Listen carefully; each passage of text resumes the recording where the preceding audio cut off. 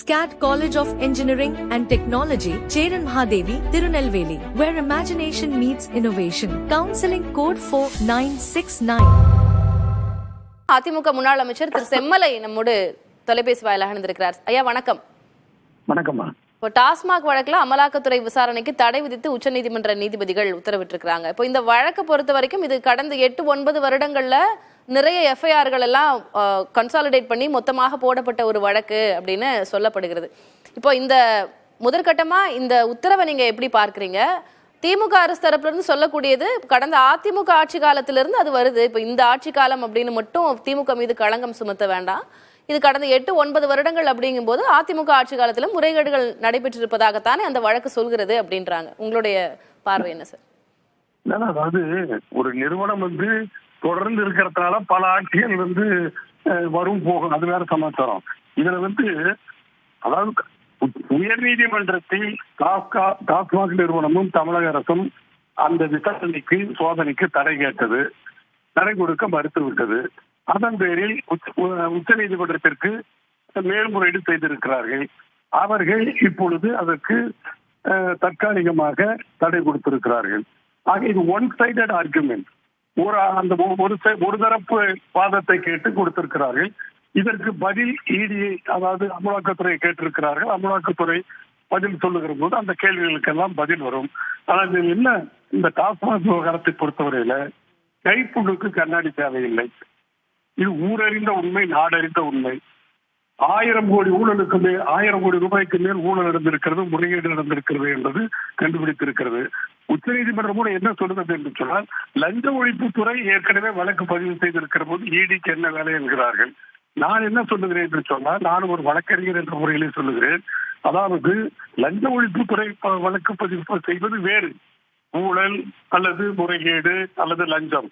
ஆனால் இடி எப்பொழுது தலையிடுகிறது என்று சொன்னால், அந்த நிறுவனத்தில் முறைகேடு செய்து ஊழல் செய்து சம்பாதிக்கப்பட்ட பணம், அதாவது மணி லாண்டரிங், பண பரிமாற்றம் தவறான முறையில் வேறொரு நபருக்கு அது வேறு தொழிலுக்கு அப்படி என்று சொல்லுகிற போதுதான் இடி தலையிடுகிறது. எனவே இப்ப உச்சநீதிமன்றம் கேட்கிறது, இது கூட்டாட்சி தத்துவத்துக்கு என்ன கூட்டாட்சி தத்துவம்? சரி, அதாவது தமிழக அரசு லஞ்ச ஒழிப்புத்துறையை நடவடிக்கை எடுக்கிறது, இடி மத்திய அரசாங்கம், அமலாக்கத்துறை மத்திய அரசாங்கம் அது நடவடிக்கை எடுக்கிறது. இரண்டு துறையுமே நடவடிக்கை எடுக்கிறது, என்ன தவறு? அது கேஸ், இது மணி லாண்டரிங்.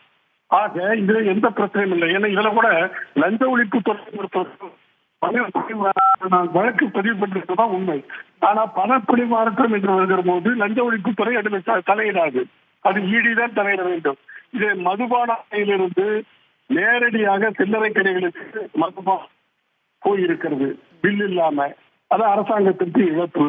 அதே மாதிரி கூடுதல் விலைக்கு விற்கப்பட்டு இருக்கிறது, அது இழப்பு. ஆக அந்த கூடுதலாக விற்கப்பட்ட பணம், அந்த தொகையெல்லாம் எங்க போச்சு? அப்ப அதுக்குதான் ஏற்கனவே தமிழக அரசு ஒரு விசாரணை நடத்தி கொண்டிருக்கிறது. தமிழக அரசினுடைய அனுமதி பெறாம அமலாக்கத்துறை இதுல தலையிட வேண்டிய, ரைடு போக வேண்டிய அவசியம் என்ன? ஒரு விசாரணை நடைபெற்றுக் கொண்டிருக்கும் போது மாநில அரசினுடைய அவர்களுடைய உரிமைகள்ல தலையிடுவது கூட்டாட்சி தத்துவத்திற்கு எதிரானதா இல்லையா அப்படின்னு உச்சநீதிமன்ற நீதிபதிகள் கேள்வி எழுப்புறாங்க. அது புரட்சித்துறை அம்மா காலத்திலேயே சிபிஐ மத்திய அதாவது மாநில அரசாங்கத்தில் அனுமதியோட வரணும் அப்படின்னு சொன்னாங்க. ஆனா எடுக்கல, வேண்டாம், சோதனை செய்யலாம், தலையிடலாம்னு சொல்லிட்டாங்க. இப்ப எங்க ஆட்சி காலத்துல தமிழக அரசு அதாவது தலைமைச் செயலகத்திலேயே சிபிஐ அமலாக்கத்துறை விசாரணை பண்ணாங்க, தலைமைச் செயலர் அலுவலகத்தை சோதனை பண்ணாங்க. அப்புறம் திமுகவை நியாயப்படுத்தி தானே சொன்னாங்க. அப்ப திமுக எதிர்கட்சியாக நியாயப்படுத்துறாங்க அதை. அதனால அந்த இடி நான் திரும்ப சொல்றேன், லஞ்ச ஒழிப்பு நடவடிக்கை வேறு, அமலாக்கத்துறை நடவடிக்கை வேறு. இது மணி லாண்டரிங், அதாவது ஊழல் செய்து அந்த டெக்னிக்காலிட்டிஸ் எல்லாம் தாண்டி திரு செம்மலை நான் ஒரே ஒரு கேள்வி கேட்க விரும்புறேன்.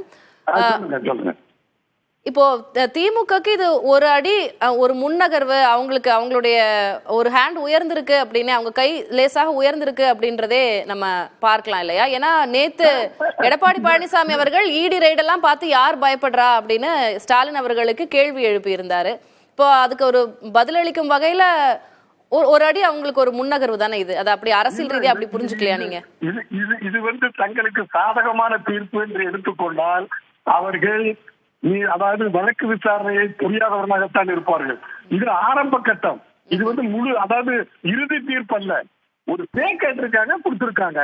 அப்புறம் இடி பதில் சொல்லும் போது எல்லா உண்மையும் வெளியில வரும்போது அதான் நான் ஏற்கனவே லஞ்ச ஒழிப்புத்துறை இது இப்ப நான் உடனே கேட்கிறேன், தமிழக அரசு லஞ்ச ஒழிப்புத்துறை என்னாச்சு? திமுக அமைச்சர்கள் மீது இருக்கிற வழக்கெல்லாம் வாபஸ் வாங்கினாங்களா இல்லையா? அப்ப எப்படி லஞ்ச ஒழிப்புத்துறை நியாயமான விசாரணை நடத்திக்கிட்டு இருந்தாங்க, வழக்கு நடத்துறாங்கன்னு எப்படி சொல்ல முடியும்? எத்தனை அமைச்சர்களுடைய திமுக அமைச்சருடைய வழக்குகளை கோர்ட்ல இருக்கிறது வாபஸ் வாங்கினாங்க, அந்த வித்ரா பண்ணிக்கிட்டாங்க. அப்ப எப்படி லஞ்ச ஒழிப்புத்துறை மட்டும் ஒரு நியாயமான விசாரணை எப்படி கிடைக்கும்? அதான் லஞ்ச ஒழிப்புத்துறை வழக்கு தனி. அது 1000 கேஸ் இருக்குது. அதிமுக ஆட்சி காலத்திலிருந்து இருக்குது. அதை நான் ஒத்துக்கிறேன். அந்த எஃப்ஐஆருக்கோ அந்த வழக்கு பதிவுக்கோ நான் தப்பு சொல்லணும். அதை அவங்க பாட்டு விசாரிக்கிட்டோம். ஈடு எப்படின்னா மணி லாண்டரிங், அது மாதிரி வருமானத்தை, அதாவது அந்த வருமானத்தை பணப்பரிமாற்றம், அது எங்கெங்க அந்த பணம் ஊழல் பணம் போகுது, முறைகேடு பணம் போகுது, அதனாலதான் எந்தெந்த தொழிலுக்கு போகுதுன்னு சில பேர் தலைமறைவா இருக்கிறவங்க எல்லாம் திடீர் பணக்காரர்களானாங்க. எப்படி? நான் புரிஞ்சுக்கிறேன். நான் உங்களுடைய கருத்தை நான் உள்வாங்கிக்கிறேன். நன்றி திரு செம்மலை, எங்களோட இணைப்பில் உங்களுடைய கருத்துக்களை பகிர்ந்து கொண்டமைக்கு. SCAT College of Engineering and Technology, Cheran Mahadevi, Tirunelveli, where imagination meets innovation. Counseling code 4969.